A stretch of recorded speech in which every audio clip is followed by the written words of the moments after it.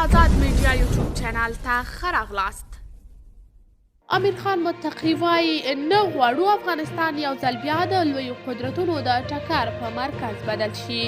د طالبانو حکومت د بهرنیو چارو سرپرست وزیر له نړیوالو وغوښتل چې په افغانستان کې د سیاسي ثبات او اقتصاد د پیاوړي کېدو لپاره د دوی له حکومت سره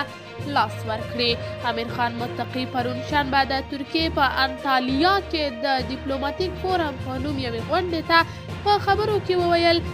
له 4 لسیزو جګړو وروسته د راوتلي هیواد په توګه د نړۍ له هیوادونو غواړو چې له سیاسي پلوه د باثباته او له اقتصادي پلوه د خودکفا افغانستان په جوړولو کې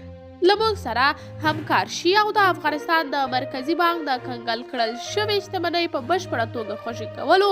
او پر افغانستان د لګېدلو اقتصادي بندیزونو په لرې کولو کې مرسته وکړي. ښاغلي متقي دغه راز ټینګار وکړ چې داسې یو بهرنی سیاست یې غوره کړی چې هغه له هیڅ چا سره په ټکر کې نه دی او زیاته یې کړه چې موږ نه غواړو چې افغانستان یو ځل بیا د لویو قدرتونو د ټکر په مرکز بدل شي، بلکې غواړو چې افغانستان د مرکزي او جنوبي اسیا ترمنځ د اتصال او ترانزیت لاره وګرځي او دا هیواد د اقتصاد پر مرکز بدل شي.